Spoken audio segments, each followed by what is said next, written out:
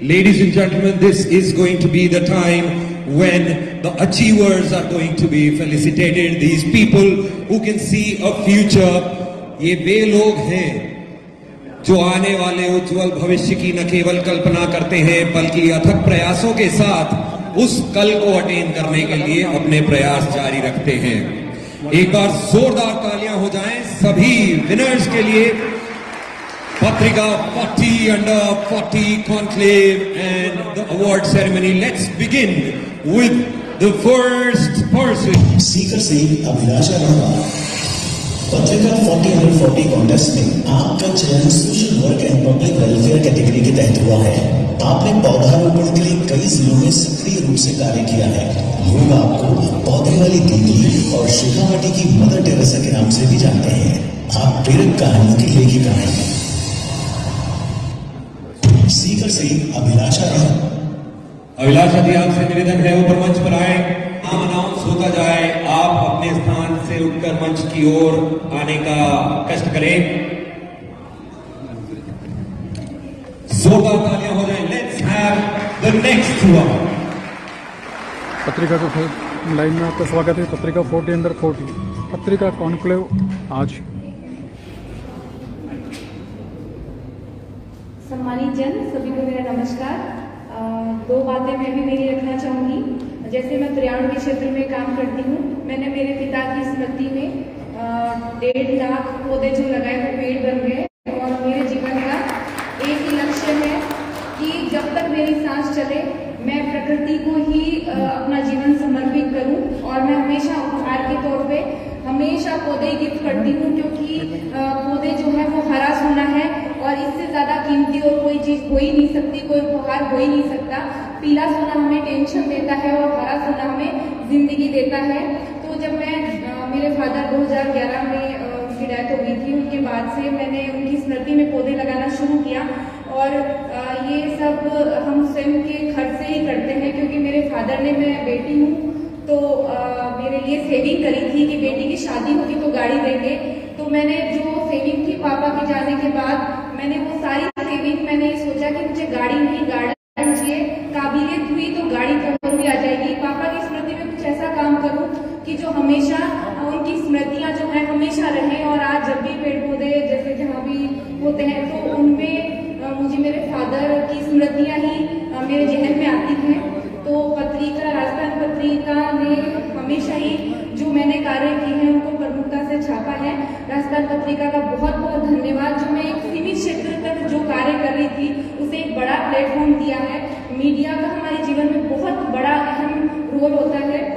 Sir मेरे सामने बैठे हैं, सर आपसे मैं रिक्वेस्ट करना चाहूँगी, ये बात मैं हमेशा कहती हूँ। जैसे हम स्कूली शिक्षा में जो पर्यावरण विषय जो पढ़ते हैं वो सिर्फ एक विषय तक ही सीमित रह जाता है, उसे यथार्थ में धरातल पे उतारना चाहिए। बच्चों को जैसे हम वो लिख के आते हैं थ्योरी के आधार पर ही उनकी मार्किंग करी जाती है। मैं ये चाहती हूँ कि बच्चे से एक पेड़ लगवाया जाए और वो उसकी किस तरीके से सार संभाल करता है उस आधार से उसको जैसे नंबर दिए जाए।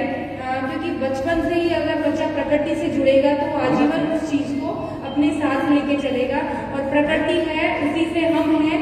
और मैं हमेशा एक बात कहती हूँ कि हमें आने वाली पीढ़ियों को अगर कुछ देना ही है तो उनके लिए अच्छा पर्यावरण सहेजे। ये महल, ये बड़ी बड़ी बिल्डिंग, इमारतें किस काम की अगर आने वाले समय में शुद्ध पर्यावरण ही नहीं होगा तो आप सभी ने मेरी बात को गौर से सुना। तो आप सभी से भी मैं कहूँगी कि ज्यादा से ज्यादा पेड़ पौधे लगाइए। और किसी को भी अगर उपहार देना है तो उसमें पेड़ पौधे ही देना है। और सर एक छोटी सी बात और कहना चाहूँगी, जैसे मैं सीकर से हूँ तो एक समानता की बात करी जाती है कि महिला पुरुष दोनों समान हैं। और मुझे कहीं भी ऐसा लगता नहीं है, शायद मतलब महिलाएं या तो आगे बढ़कर आती नहीं है। महिलाओं की हमेशा सामाजिक कार्यक्रम में भागीदारी भी बहुत कम रहती है। और ये कैसे बढ़ सकती है, जैसे कोई जेंट्स प्रोग्राम में आ रहे हैं अगर वो अपने घर की परिवार की जैसे बहन बेटियों को लेके आएंगे तो उसी से बदलाव आएगा। महिलाएं आगे आएंगी। हमारे सीकर में 8 विधानसभा क्षेत्र है, उनमें एक भी सीट महिलाओं के लिए नहीं है। तो ये बड़ी दुखदायी बात है।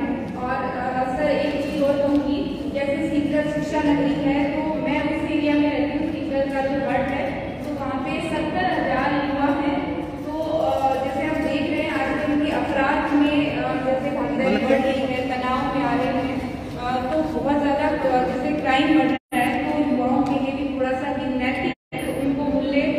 दिखाए जाए, तो मीडिया इस दिशा में भी काम करे। धन्यवाद। Thank you so much. हम आज तक हरे सोने के बारे में जानते थे, हरा सोना हमें बताया। जोरदार तालियां होनी चाहिए। आइए चलते हैं।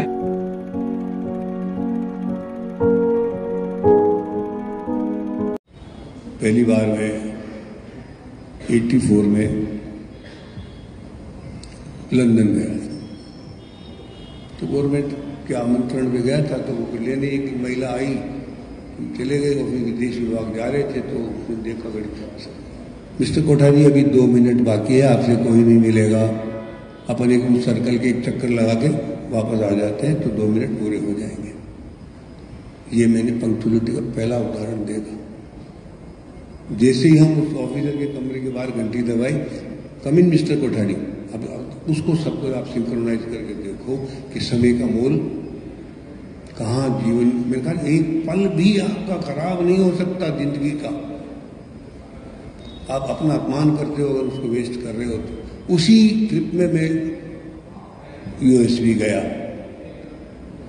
न्यूयॉर्क में मेरा सामान रुक गया, वाशिंगटन नहीं, वहाँ भी मैं सरकार के निमंत्रण पे था, तो लेने तो आ गए लोग, लेकिन सामान नहीं आया। तो उन्होंने कहा कि फॉर्म भर दो, अपने आप कल पहुंच जाएगा, और हम चले गए। सुबह 9 बजे मेरे पास फोन आया, सब 10 बजे पहुंचना है ऑफिस आपको।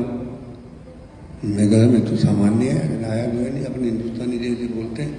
तो कहा अब ये हम सब नहीं जानते, आपको तो 10 बजे पहुंचना ही है। ये दूसरा झटका था मेरे को, एंट्री पॉइंट है ये सारे। लेकिन जब मैं 10 बजे वहाँ ऑफिस पहुँचा, तो जो इंचार्ज था ऑफिसर, वो गेट में खड़ा था रिसीव करने के लिए, और उसके हाथ में टूथपेस्ट, साबुन, शेविंग का सामान, तूली सब थे।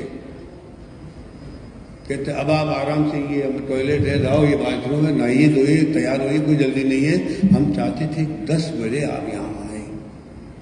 देखिए जीवन को समझने के लिए, और हमको तो हम ही पता नहीं। आज हमारे तो शनिवार को ताश खेलते थे 4-6 घंटे ताश खेलने में निकल जाते। हम उसका मूल्यांकन कैसे करेंगे? खुद को जब तक हम नहीं समझेंगे, और वो मन में फिर वापस वही आ रहा, बात पूरी करने से पहले, मन अगर मेरी समझ में नहीं आया, मन अगर मेरी पकड़ में नहीं आया, मन अगर मेरे नियंत्रण में नहीं रहा, तो समझिए मेरी जीवन नदी के पानी में बह जाएगा, मुझे कुछ भी हासिल नहीं होगा। सारे सपने मुझे इस मन में देखने हैं, और सपने छोटे नहीं होने चाहिए, बड़े होने चाहिए, तभी आप बड़े में। सपना बड़ा नहीं होगा तो आप बड़े होंगे कैसे? बीच अगर सपना देखेगा मुझे पेट बनना है, तभी तो वो पेट बनेगा ना, नहीं तो क्या होगा? ओके, तो मेरे को आराम से रहना है, तो भाई जा कोल्ड स्टोरेज में बैठ जाओ 6 महीने, वहाँ बड़े बड़े फिर सड़ जाओगे। पर पेट बनना है तो ये सपना बड़ा है, बड़ा ही देखना पड़ेगा, और उस बड़े सपने को पूरा करने के लिए तपना पड़ेगा। ये आपको आज संकल्प करना चाहिए कि मैं जीवन में सुख के पीछे कभी नहीं भागूंगा, यानी खुद के लिए जीने का मेरा अब कोई इरादा नहीं है। समाज के लिए, बच्चों के लिए, परिवार के लिए, देश के लिए